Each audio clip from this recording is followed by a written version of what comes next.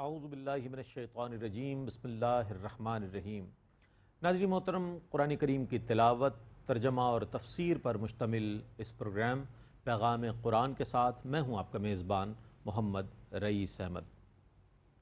الحمدللہ آج 12ویں پارے کی تلاوت کا آغاز کیا جائے گا، ترجمہ پیش کیا جائے گا اور تفسیر پیش کی جائے گی۔ ان نورانی ساعتوں میں کہ جب ہم قرآن کے ساتھ ایک تعلق قائم کر رہے ہیں، اس کے تراجم کو پڑھنے کی کوشش کر رہے ہیں اور اس کی تفسیر کو سمجھنے کی کوشش کر رہے ہیں، یہ بڑا مبارک سفر ہے۔ اللہ تعالیٰ اس سفر میں آپ کو اور ہمیں کامیاب فرمائے۔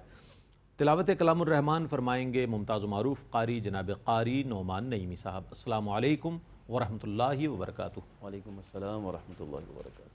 اور ناظرین محترم، ہمارے درمیان موجود ہیں ملک کے ممتاز و معروف عالم دین حضرت علامہ مفتی محمد عامر صاحب، تشریف فرما ہیں، جو کہ ان قرآنی آیات بینات کی تفسیر فرمائیں گے۔ السلام علیکم ورحمۃ اللہ وبرکاتہ۔ وعلیکم السلام ورحمۃ اللہ۔ آئیے ناظرین، تلاوت کلام الرحمن کا آغاز کرتے ہیں۔ 12واں پارہ سورہ ہود کی تلاوت فرمائیں گے جناب قاری نعمان نعیمی۔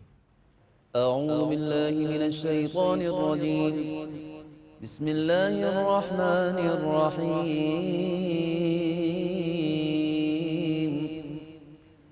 وما من دابة في الأرض إلا على الله رزقها ويعلم مستقرها ومستودعها كل في كتاب مبين۔ میں اللہ کی پناہ میں آتا ہوں شیطان مردود سے۔ اللہ ہی کے نام سے شروع کرتا ہوں جو نہایت رحم فرمانے والا بہت مہربان ہے۔ اور زمین پر چلنے والے ہر جاندار کا رزق اللہ کے ذمہ کرم پر ہے۔ وہ اس کے قیام کی جگہ کو بھی جانتا ہے اور اس کی سپردگی کی جگہ کو بھی جانتا ہے۔ سب کچھ روشن کتاب میں مذکور ہے۔ وهو الذي خلق السماوات والأرض في 6 أيام وكان عرشه على الماء ليبلوكم أيكم أحسن عملا ولئن قلت إنكم مبعوثون من بعد الموت ليقولن الذين كفروا إن هذا إلا سحر مبين۔ وہی ہے جس نے آسمانوں اور زمینوں کو 6 دنوں میں پیدا کیا اور اس کا عرش پانی پر تھا تاکہ وہ تم کو آزمائے کہ تم میں سے کس کا عمل نیک ہے۔ اور اگر آپ ان سے کہیں کہ تم یقیناً موت کے بعد اٹھائے جاؤ گے تو کافر ضرور یہ کہیں گے کہ یہ صرف کھلا ہوا جادو ہے۔ وَلَئِنْ أَخَّرْنَا عَنْهُمُ الْعَذَابَ إِلَىٰ أُمَّةٍ مَّعْدُودَةٍ لَّيَقُولُنَّ مَا يَحْبِسُهُ أَلَا يَوْمَ يَأْتِيهِمْ لَيْسَ مَصْرُوفًا عَنْهُمْ وَحَاقَ بِهِم مَّا كَانُوا بِهِ يَسْتَهْزِئُونَ۔ اور اگر ہم ایک معین مدت تک ان سے عذاب مؤخر کر دیں تو وہ ضرور یہ کہیں گے کہ عذاب کو کس چیز نے روک لیا۔ سنو، جس دن ان پر وہ عذاب واقع ہوگا تو پھر وہ ان سے دور نہیں کیا جائے گا، اور جس عذاب کا وہ مذاق اڑاتے تھے وہ ان کا احاطہ کرے گا۔ وَلَئِنْ أَذَقْنَا الْإِنسَانَ مِنَّا رَحْمَةً ثُمَّ نَزَعْنَاهَا مِنْهُ إِنَّهُ لَيَئُوسٌ كَفُورٌ۔ اور اگر ہم اپنے پاس سے انسان کو رحمت کی لذت چکھائیں پھر اس سے اس رحمت کو واپس لے لیں تو یقیناً وہ نا امید اور نا شکرہ ہوگا۔ وَلَئِنْ أَذَقْنَاهُ نَعْمَاءَ بَعْدَ ضَرَّاءَ مَسَّتْهُ لَيَقُولَنَّ ذَهَبَ السَّيِّئَاتُ عَنِّي إِنَّهُ لَفَرِحٌ فَخُورٌ۔ اور اگر ہم اس کو مصیبت پہنچنے کے بعد آسائش کا ذائقہ چکھائیں تو وہ ضرور خوشی سے کہے گا میرے تمام مصائب دور ہو گئے، بے شک وہ اترانے والا شیخی خورا ہے۔ إلا الذين صبروا وعملوا الصالحات أولئك لهم مغفرة وأجر كبير۔ ماں سوا ان لوگوں کے جنہوں نے صبر کیا اور نیک اعمال کیے، انہی کے لیے مغفرت اور بڑا اجر ہے۔ فلعلك تارك بعض ما يوحى إليك وضائق به صدرك أن يقولوا لولا أنزل عليه كنز أو جاء معه ملك إنما أنت نذير واللہ علی کل شیء وکیل۔ کیا آپ وحی کے کسی حصے کو ترک کرنے والے ہیں اور آپ کا دل صرف اس بات سے تنگ ہونے والا ہے کہ وہ کافر یہ کہیں گے کہ آپ پر کوئی خزانہ کیوں نہ نازل کیا گیا، یا آپ کے ساتھ کوئی فرشتہ کیوں نہیں آیا؟ آپ تو صرف ڈرانے والے ہیں اور اللہ ہر چیز کا نگہبان ہے۔ ام یقولون افتراه قل فأتوا بعشر سور مثله مفتريات وادعوا من استطعتم من دون الله إن كنتم صادقين۔ کیا وہ یہ کہتے ہیں کہ انہوں نے قرآن کو از خود گھڑ لیا ہے؟ آپ کہیے کہ پھر تم اس جیسی گھڑی ہوئی 10 صورتیں لے آؤ اور اپنی مدد کے لیے اللہ کے سوا جس کو بلا سکتے ہو بلا لو اگر تم سچے ہو۔ فَإِن لَّمْ يَسْتَجِيبُوا لَكُمْ فَاعْلَمُوا أَنَّمَا أُنزِلَ بِعِلْمِ اللَّهِ وَأَن لَّا إِلَٰهَ إِلَّا هُوَ فَهَلْ أَنتُم مُّسْلِمُونَ۔ پھر اگر وہ تمہارے چیلنج کو قبول نہ کریں اور یقین رکھو کہ قرآن اللہ ہی کے علم کے ساتھ نازل کیا گیا ہے اور اس کے سوا کوئی عبادت کا مستحق نہیں ہے، تو اے کافرو کیا تم اسلام لانے والے ہو؟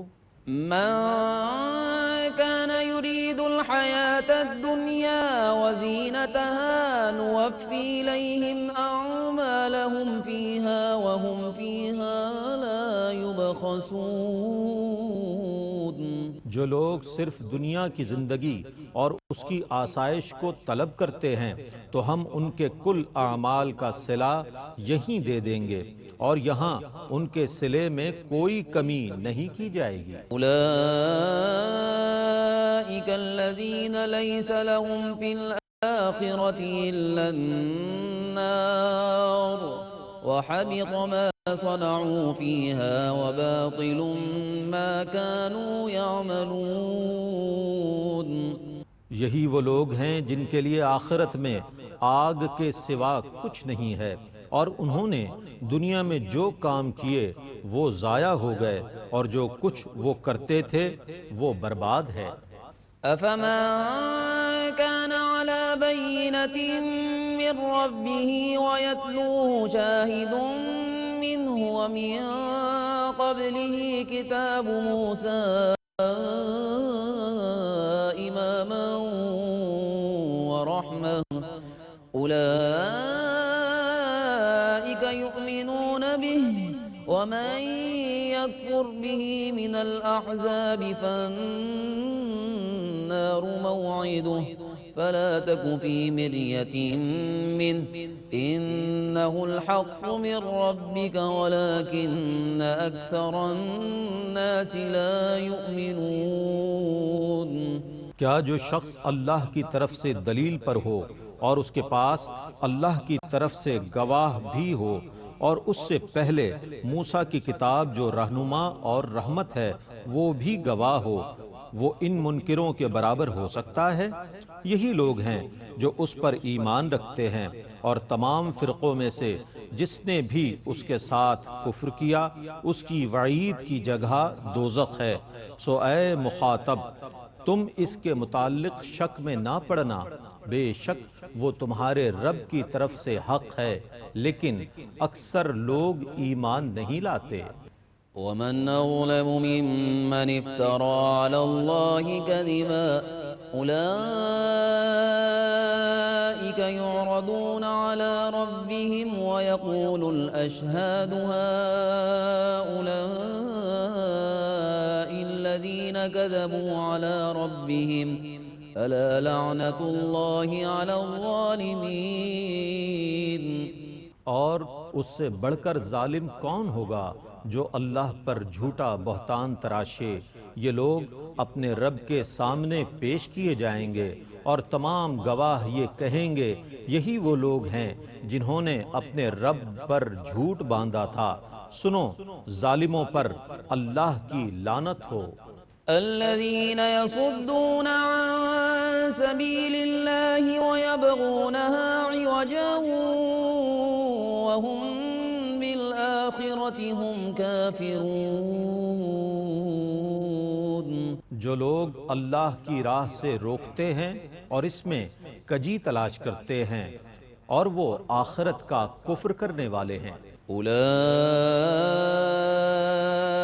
لم يكونوا معجزين في الأرض وما كان لهم من دون الله من أولياء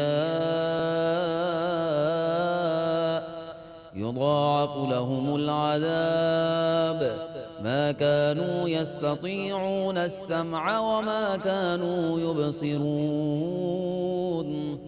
یہ لوگ زمین میں اللہ کو عاجز کرنے والے نہ تھے اور نہ اللہ کے سوا ان کا کوئی مددگار تھا۔ ان کے لیے عذاب کو دگنا کیا جائے گا۔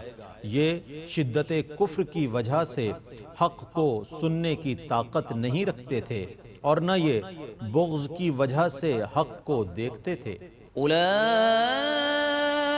الذين خسروا أنفسهم وضل عنهم ما كانوا يفترون۔ یہی وہ لوگ ہیں جنہوں نے اپنے آپ کو خسارے میں ڈال دیا، اور جو کچھ یہ افترا کرتے تھے وہ ان سے جاتا رہا۔ لا جرم أنهم في الآخرة هم الأخسرون۔ بلا شبہ یقیناً یہی لوگ آخرت میں سب سے زیادہ نقصان اٹھانے والے ہیں۔ إن الذين آمنوا وعملوا الصالحات وأخبتوا إلى ربهم أولئك أصحاب الجنة هم فيها خالدون۔ بے شک جو لوگ ایمان لائے اور انہوں نے نیک عمل کیے اور انہوں نے اپنے رب کی طرف عاجزی کی، وہ لوگ جنتی ہیں اور وہ اس میں ہمیشہ رہنے والے ہیں۔ مثل الفريقين كالأعمى والأصم والبصير والسميع هل يستويان مثلا أفلا تذكرون۔ ان دونوں فریقوں یعنی کافر اور مومن کی مثال ایسے ہے جیسے ایک اندھا اور بہرا ہو اور دوسرا دیکھنے والا اور سننے والا ہو، کیا یہ دونوں مثال میں برابر ہیں؟ پس کیا تم نصیحت قبول نہیں کرتے؟ وَلَقَدْ أَرْسَلْنَا نُوحًا إِلَىٰ قَوْمِهِ إِنِّي لَكُمْ نَذِيرٌ مُبِينٌ۔ اور بے شک ہم نے نوح کو ان کی قوم کی طرف بھیجا، انہوں نے کہا میں تم کو علل اعلان ڈرانے آیا ہوں۔ أَلَّا تَعْبُدُوا إِلَّا اللَّهَ إِنِّي أَخَافُ عَلَيْكُمْ عَذَابَ يَوْمٍ أَلِيمٍ۔ کہ تم اللہ کے سوا کسی کی عبادت نہ کرو، مجھے تم پر دردناک دن کے عذاب کا خوف ہے۔ فقال الملأ الذين كفروا من قومه ما نراك إلا بشرا مثلنا وما نراك اتبعك إلا الذين هم أرادلنا بادي الرأي وما نرى لكم علينا من فضل بل نظنكم كاذبين۔ پس ان کی قوم کے کافر سرداروں نے کہا، ہم تم کو اپنے جیسا ہی بشر سمجھتے ہیں اور ہم دیکھتے ہیں کہ تمہاری پیروی صرف ہمارے پسماندہ اور کم عقل لوگ ہی کر رہے ہیں، اور ہم اپنے اوپر تمہاری کوئی فضیلت نہیں سمجھتے بلکہ ہمارے گمان میں تم جھوٹے ہو۔ قال يا قوم أرأيتم إن كنت على بينة من ربي وآتاني رحمة من عنده فعميت عليكم أنلزمكموها وأنتم لها كارهون۔ نوح نے کہا، اے میری قوم، یہ بتاؤ، اگر میں اپنے رب کی طرف سے واضح دلیل رکھتا ہوں اور اس نے اپنے پاس سے مجھ کو رحمت عطا کی ہو جو تم سے مخفی رکھی گئی ہے، تو کیا ہم اس کو زبردستی تم پر مسلط کر دیں گے جبکہ تم اس کو ناپسند کرنے والے ہو؟ وَيَا قَوْمِ لَا أَسْأَلُكُمْ عَلَيْهِ مَالًا إِنْ أَجْرِيَ إِلَّا عَلَى اللَّهِ وَمَا أَنَا بِطَارِدِ الَّذِينَ آمَنُوا إِنَّهُمْ مُلَاقُو رَبِّهِمْ وَلَكِنِّي أَرَاكُمْ قَوْمًا تَجْهَلُونَ۔ اور اے میری قوم، میں اس تبلیغ پر کسی مال کو طلب نہیں کرتا، میرا اجر صرف اللہ پر ہے، اور میں ایمان والوں کو دھتکارنے والا نہیں ہوں، بے شک وہ اپنے رب سے ملنے والے ہیں، لیکن میں سمجھتا ہوں کہ تم لوگ جاہل ہو۔ وَيَا قَوْمِ مَن يَنصُرُنِي مِنَ اللَّهِ إِن طَرَدتُّهُمْ أَفَلَا تَذَكَّرُونَ۔ اور اے میری قوم، اگر میں ان مومنوں کو دھتکار دوں تو اللہ سے مجھے کون بچائے گا؟ کیا تم غور نہیں کرتے؟ وَلَا أَقُولُ لَكُمْ عِندِي خَزَائِنُ اللَّهِ وَلَا أَعْلَمُ الْغَيْبَ وَلَا أَقُولُ إِنِّي مَلَكٌ وَلَا أَقُولُ لِلَّذِينَ تَزْدَرِي أَعْيُنُكُمْ لَن يُؤْتِيَهُمُ اللَّهُ خَيْرًا اللَّهُ أَعْلَمُ بِمَا فِي أَنفُسِهِمْ إِنِّي إِذًا لَّمِنَ الظَّالِمِينَ۔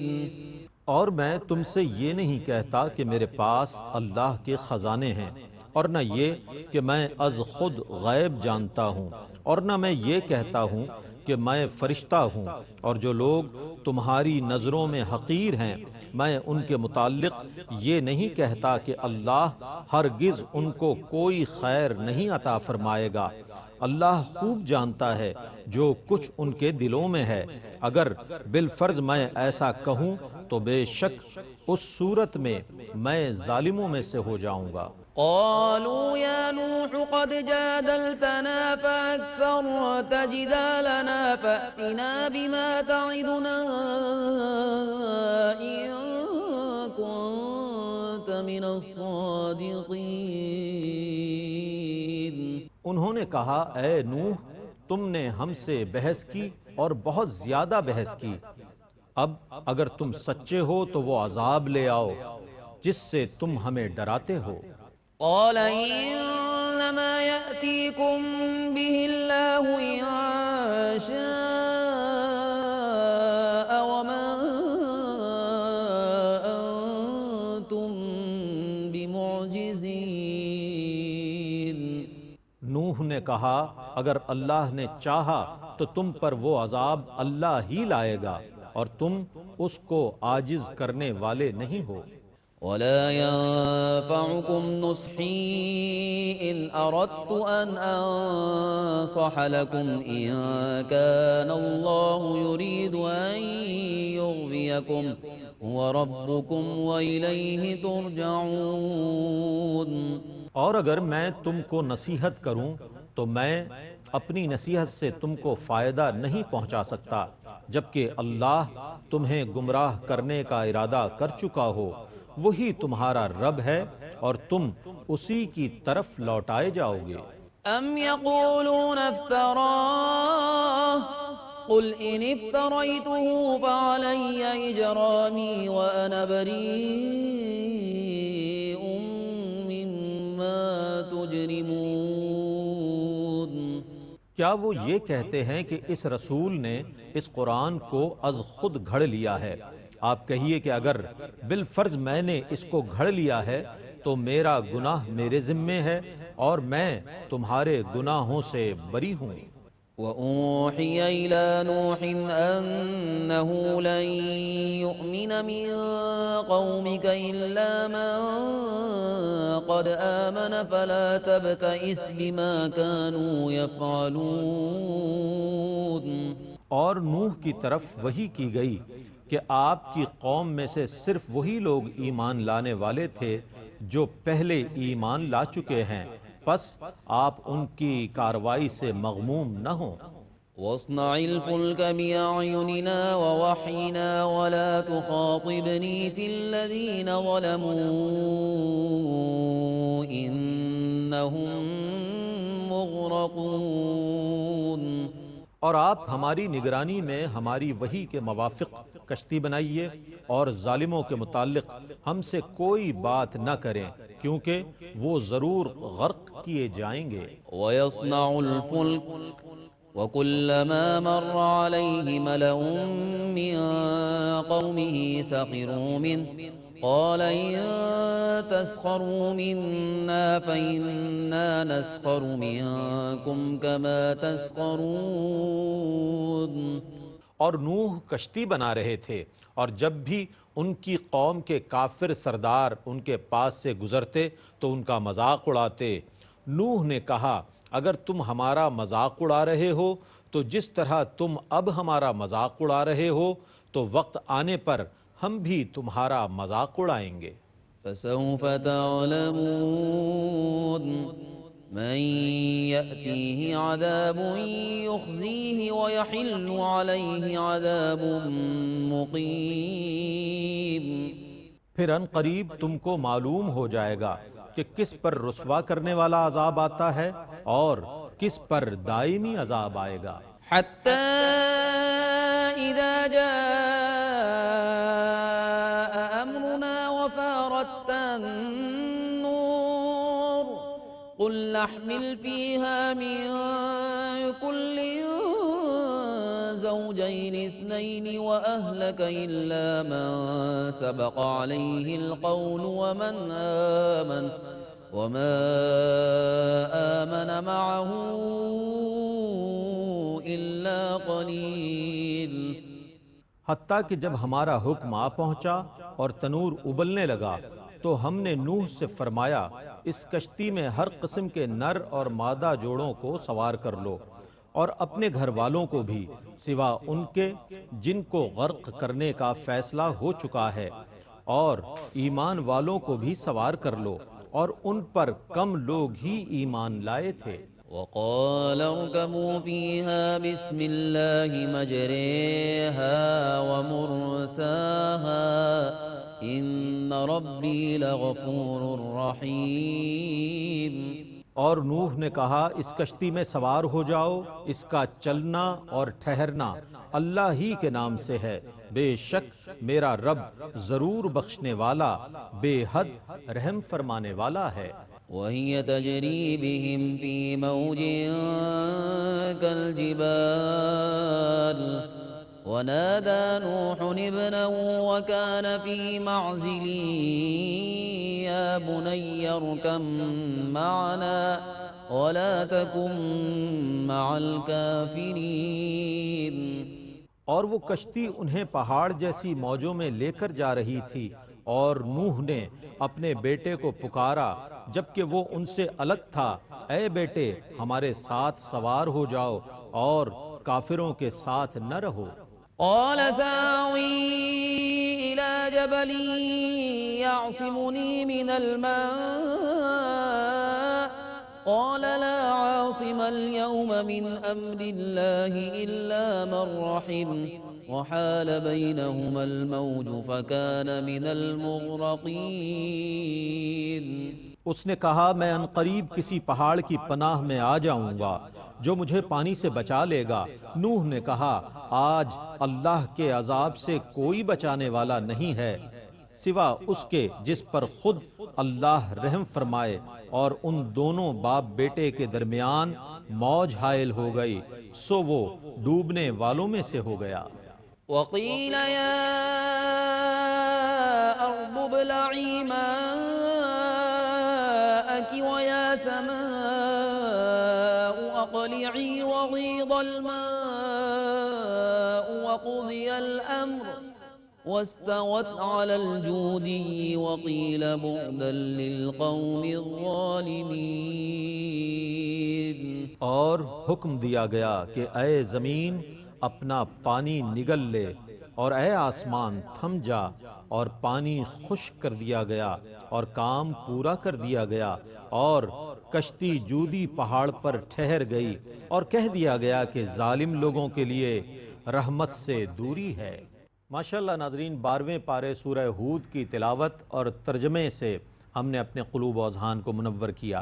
آئیے تفسیر کے لیے چلتے ہیں ممتاز و معروف عالم دین حضرت علامہ مفتی محمد عامر صاحب کی جانب۔ بسم اللہ۔ بہت شکریہ رئیس بھائی۔ بسم اللہ الرحمن الرحیم۔ 12واں پارہ سورہ ہود۔ اس سورت کا آغاز اللہ تبارک و تعالیٰ نے اپنی شان رزاقیت سے فرمایا ہے، اور اس کا بہت واضح انداز میں اپنی صفت رزاقیت کا اظہار کرتے ہوئے فرمایا وَمَا مِن دَابَّةٍ فِي الْأَرْضِ إِلَّا عَلَى اللَّهِ رِزْقُهَا۔ زمین پہ چلنے والا کوئی ایسا جاندار نہیں ہے کہ جس کا رزق اللہ رب العزت کے ذمہ کرم پہ نہ ہو۔ یہاں پہ اللہ رب العزت نے اس بات سے انسان کو، مخلوق کو، بلکہ تمام کی تمام مخلوقات کو بے نیاز کر دیا کہ وہ رزق کی فکر میں نہ رہیں۔ ہر ایک کی رزق کی ذمہ داری اللہ تعالیٰ نے فرمایا مجھ پر ہے۔ یہ دابہ کا لفظ استعمال ہوتا ہے انسان کے علاوہ دیگر مخلوقات کے لیے بھی، اور پھر رزق کا لفظ اتنا وسیع مفہوم رکھتا ہے اپنے اندر کہ اس کے اندر غذا، خوراک کے علاوہ زندگی کی تمام ضروریات شامل ہیں۔ تو اللہ رب العزت نے فرمایا کہ وَيَعْلَمُ مُسْتَقَرَّهَا وَمُسْتَوْدَعَهَا، کہ وہ ذات کہ جو انسان کے، ہر جاندار کے جائے استقرار کو جانتی ہو کہ وہ آیا کہاں سے ہے، اس کی ابتدا کہاں سے ہے اور اس کی انتہا کہاں پر ہوگی۔ تو جب اتنا کچھ جانتی ہو تو کیا اسے نہیں پتا کہ کس کو کتنے رزق کی ضرورت ہے؟ لہٰذا اللہ رب العزت نے فرمایا کہ میں نے تو وعدہ کیا ہے رزق کا، مغفرت کا نہیں۔ مغفرت کی فکر کرو اگر کرنی ہے تو، اگر تم اچھے عمل کرو گے تو مغفرت ہو جائے گی۔ رزق کے پیچھے دوڑتے رہے، دنیا کے پیچھے دوڑتے رہے تو پھر ہو سکتا ہے کہ آخرت کی تیاری میں کمی رہ جائے۔ تو اللہ رب العزت نے انسان کی ایک بڑی اہم چیز تھی، بہت بڑی کمزوری اور ایک بڑی اہم ضرورت تھی، اس کا باقاعدہ بندے کو تسلی دی، اور پھر آگے فرمایا من کان یرید الحیات الدنیا۔ رئیس بھائی، دو طرح کے لوگ ہوتے ہیں، ایک وہ جو کہ دنیا کی زندگی پر آخرت کو ترجیح دیتے ہیں، اور ایک وہ جو آخرت پر دنیاوی زندگی کو ترجیح دیتے ہیں۔ تو قرآن میں ان دوسرے قسم کے لوگوں کے بارے میں کہا گیا کہ من کان یرید الحیات الدنیا وزینتہا، جو دنیا کی زندگی چاہتا ہے اور اس کی آسائش اور آرام چاہتا ہے۔ اللہ رب العزت فرماتا ہے نوفی الیہم اعمالہم فیہا وہم فیہا لا یبخسون۔ تو دنیاوی زندگی چاہنے والے کو تو ہم ان کے اعمال کا بدلہ دنیا میں پورا پورا دیں گے، کوئی کمی نہیں رکھیں گے، کیونکہ وہ فقط دنیاوی زندگی چاہتا ہے، اس لیے آخرت میں اس کا کچھ نہیں ہوگا، ہم دنیا میں سب کچھ دے دیں گے۔ یعنی جو کچھ بھی اس کے اعمال ہوں گے اس کے بدلے اس کا رزق، اس کی نیکیاں ہوں گی، کوئی اچھے کام ہوں گے تو اسے آخرت میں کچھ نہ دیے جانے کے سبب سب کچھ دنیا میں دے دیا جائے گا۔ اولئک الذین لیس لہم فی الآخرۃ الا النار، یہی وہ لوگ ہیں کہ جن کے لیے آخرت میں نہیں ہے سوائے عذاب کے۔ تو یہ وہ لوگ کہ جو فقط دنیاوی زندگی چاہتے تھے، اللہ رب العزت نے فرما دیا کہ ان کے لیے جو ہے وہ آخرت میں کچھ بھی نہیں ہوگا۔ لیکن اس کے برخلاف جو آخرت کی زندگی چاہتے ہیں اور آخرت کی زندگی کو ترجیح دیتے ہیں دنیاوی زندگی کے مقابلے میں، اللہ رب العزت نے فرمایا کہ وَلِمَنْ خَافَ مَقَامَ رَبِّهِ جنتان، تو ان کے لیے 2 جنتیں ہیں۔ جو اللہ رب العزت سے ڈرتا ہے، جو آخرت کی زندگی کو اختیار کرتا ہے اور ترجیح دیتا ہے، تو ان کے لیے آخرت میں بھی اجر ہوگا اور دنیا میں بھی برتنے جتنا ضرورت جتنا انہیں عطا کیا جائے گا۔ پھر اس کے بعد اللہ رب العزت نے اسی پارے کے اندر حضرت نوح علیہ السلام کا ذکر کیا۔ حضرت نوح علیہ السلام کا تذکرہ فرماتے ہوئے اس قوم کو، جس قوم کو مخاطب کیا گیا تھا، ان کو بتایا گیا کہ دیکھو تم سے پہلے بھی انبیاء کرام بھی آئے اور بہت ساری اقوام بھی آئی، اور ان اقوام نے، ان کافروں نے وہی اعتراض کیے جو تم نے کیے تھے۔ تو کفار مکہ کے سامنے نبی کریم علیہ السلام نے حضرت نوح علیہ السلام کی قوم کا تذکرہ فرمایا۔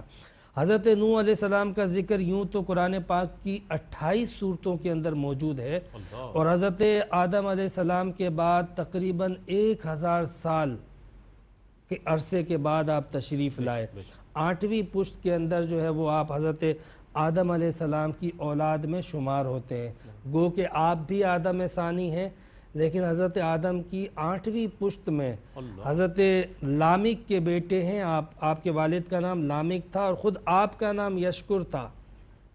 نوح اس لیے کہا جاتا تھا کہ بہت زیادہ غمگین رہتے تھے، بہت زیادہ روتے تھے۔ 950 سال تک آپ نے تبلیغ فرمائی، اپنی قوم کو ہدایت دی، نصیحت کی، لیکن پھر بھی وہ مان کے نہیں دیتی تھی۔ تو اپنی قوم کی فکر میں جو غمگین رہا کرتے تھے، یہ نوحے کا لفظ بھی اس سے ہم معنی ہوتا ہے، نوح سے۔ تو چونکہ آپ غمگین رہا کرتے تھے اپنی قوم کے لیے، اس لیے یہ آپ کا ٹائٹل اور آپ کا ایک لقب تھا کہ اپنی قوم کی فکر میں رہنے والا نبی حضرت نوح۔ حضرت نوح علیہ السلام تقریباً سمجھ لیں کہ 950 سال تو آپ نے اپنی قوم کو تبلیغ فرمائی، اور یہ وہ قوم ہے، قوم نوح، جنہوں نے پہلی بار اس روح زمین پر شرک کیا تھا۔ اس سے پہلے کبھی شرک نہ ہوا تھا۔ قوم نوح نے پہلی بار شرک کیا تھا، یعنی حضرت آدم علیہ السلام کے بعد ان کی اولاد، پھر ان کی اولاد، پھر ان کی اولاد، عبادت ہوتی رہی، اللہ تعالیٰ کی بندگی ہوتی رہی، اور پھر پیغمبر آتے رہے جو نصیحت کرتے رہے، ہدایت دیتے رہے۔ یہ پہلے رسول ہیں، صرف نبی نہیں حضرت نوح، یعنی یہ نصیحت کے ساتھ ساتھ باقاعدہ شریعت اور کتاب بھی لے کر آئے تھے حضرت نوح علیہ السلام، کیونکہ بہت سارے لوگ تھے جو حضرت آدم علیہ السلام کی اولاد میں سے جو 5 مشہور عابد تھے، یعوق، یغوث، نصر، ودع وغیرہ، تو یہ چونکہ بہت عبادت گزار تھے، تو ان کے بارے میں شیطان نے وسوسہ دیا کہ یہ تو نیک لوگ تھے، ان کی یادگار قائم کی جائے۔ پھر آہستہ آہستہ ان یادگاروں کو پوجا گیا، اور پوچھتے پوچھتے باقاعدہ اس کو کمرشلائز کر دیا گیا، اس پہ کاروبار شروع ہو گئے، اس پہ لین دین شروع ہو گیا، تو یہ ایک بزنس بن گیا تھا باقاعدہ۔ تو اس طرح پھر ان کے اندر یہ شیطان کے بہکانے سے شرک باقاعدہ رائج ہو گیا تھا۔ حضرت نوح علیہ السلام انہیں منع کرتے تھے، اور وہ کہتے تھے کہ کیا تم ہمیں اس سے منع کرتے ہو جس سے ہمارے باپ دادا پوجا کرتے تھے؟ حضرت نوح کی دعوت کا مرکزی نقطہ یہ 2 تھے، جیسا کہ قرآن پاک میں بھی اس مقام پر موجود ہے کہ جب حضرت نوح علیہ السلام آئے تو فرمایا اللہ تعبدوا الا اللہ انی اخاف علیکم عذاب یوم علیم۔